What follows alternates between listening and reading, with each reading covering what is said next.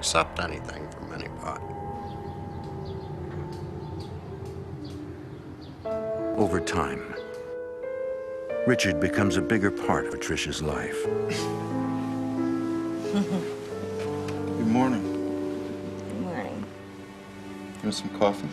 Yeah, I'd love some coffee. What is What? this? Dad! Dad! What is this? Ah! Oh, God, it's dog hair. Get up! Jeez. God! What did you do? What did you do? I didn't do a thing. I mean, We didn't hear any noise that night. Patricia, come here. Look at this. There was no blood. There was just dog hair. So I went in the bathroom, and the wash basin was full of dog hair. Patricia? I'm petrified. Blood. Oh, God. Oh, God. Pat was definitely scared.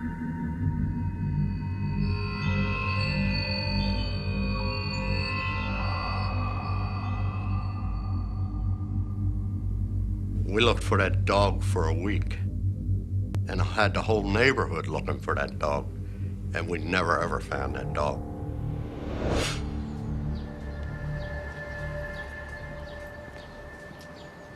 Desperate for help, Patricia asks Father John Auer, a Roman Catholic priest from a local parish, to bless her house. Patricia told me that they were having a lot of strange activity and seeing spirits and ghosts and hearing noises, and so she asked me to come down and see what I could do, perhaps to solve this situation. Objects moving around and things flying out of the cabinets, things cut on by themselves. I've actually seen a couple of things and felt people touching us and stuff. We were just kind of hoping that you could give a general blessing. In the name of Jesus Christ, leave this house, go back to where you came. In the name of Jesus Christ, leave this house, go back to where you came. In the name of Jesus Christ, leave this house, go back to where you came. In the name of Jesus Christ, leave this house. This is our dining room. In the name of Jesus Christ, leave this house. Father Auer does not sense the presence of any spirits. He tells Patricia that if the spirits return, she should sprinkle holy water throughout the house and recite what's called an intercessory prayer. Intercessory prayer is a prayer requesting that God would come in some dramatic way or effective way and remove the evil spirits. We can do the blessing? You don't have to? Yes, Billy, you or your mother can do the blessing. Oh, thank you so much. You sure I can't get you anything? No, thank you. I have to go. Thank you. I'll talk to you later, okay? See you on Sunday? Thank you. Later that same day, Guys, I'm pretty excited about this. What do you want to do? I don't know. You want to get some ice cream? I want to get some ice cream.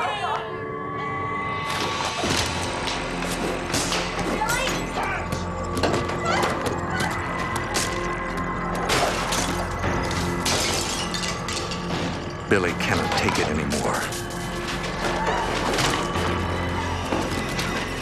He decides to confront the entity himself. I became enraged. I was ready to do battle with these entities. And I said to them, in the name of Jesus Christ, I command you to show yourself. I command you to leave our family alone. Jesus Christ, I command you to leave this house!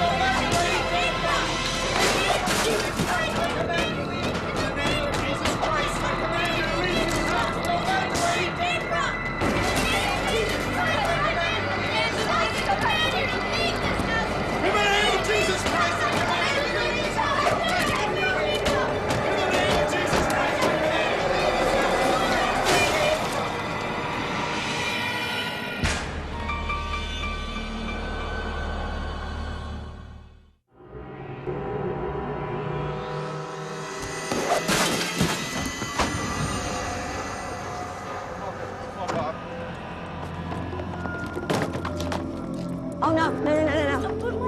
I don't care. We'll get you another radio, sweetheart.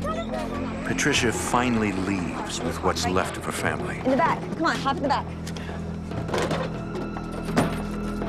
Don't worry about the radio. Billy is relieved, but is tortured by not knowing who or what haunted their house.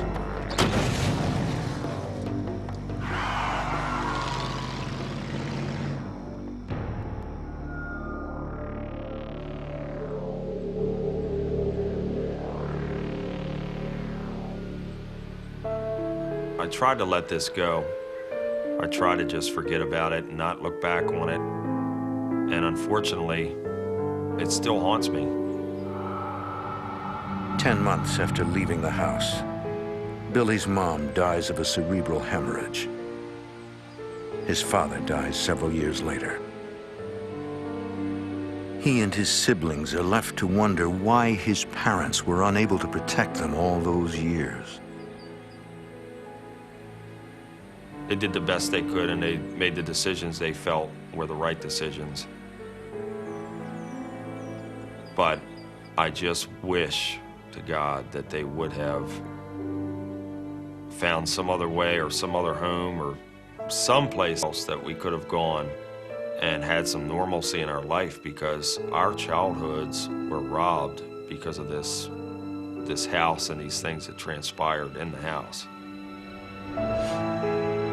This is a man who has been haunted by strange and terrifying series of supernatural events for what, Billy, 30 years now? 30 years, that's right. Okay, well, I know all of you out there have questions just as I do. We're going to take a short break and come back with more with Billy Bean. Thank you so much, Billy. Did you ever find the answer to these hauntings? Yeah, I wish I did. I really do. Billy receives a call from a man who heard him on the radio. He claims he may know the identity of the spirits that haunted his childhood home.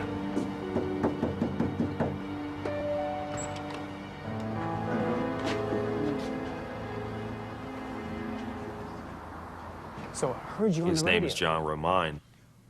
He was a police officer in the area for many years. Not only did he have a home that had similar occurrences to what our home did, he also was aware of many other homes in the area that were having these disturbances as well. Take a look at that. Romine tells Billy he's writing a book about these supernatural events. These are photos from that spot, and also... During my research, I found that the house that Billy Bean lived in as a child was actually, at one time, a rifle range used by both the military and the state militia.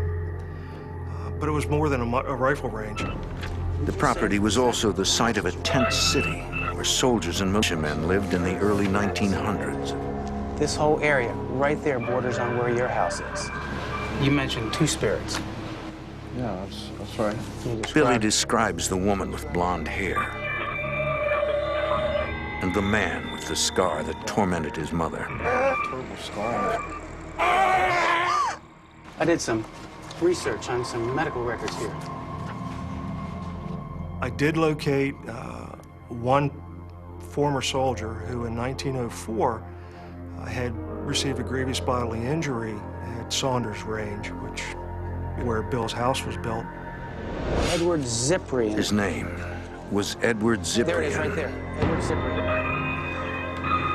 When Romine contacted the Maryland National Guard, he learned that while no photographs survived of Cyprian, his physical description matches the apparition that Billy's mother saw in the Glen Burnie house.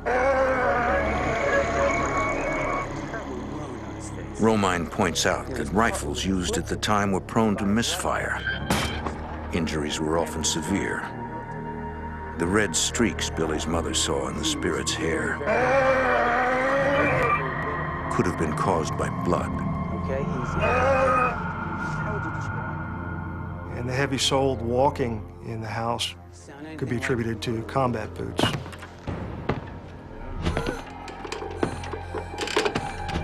According to Romine, Cyprian later died a bitter